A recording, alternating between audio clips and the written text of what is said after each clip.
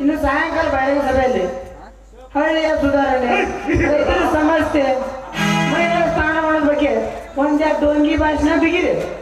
ನಾವು 3 ಜನ ನಮ್ಮ ಕಡೆ ಟರ್ನಕಾರಿ ಸಾವುಕಾರ. ಎಸ್ ನನಗೆ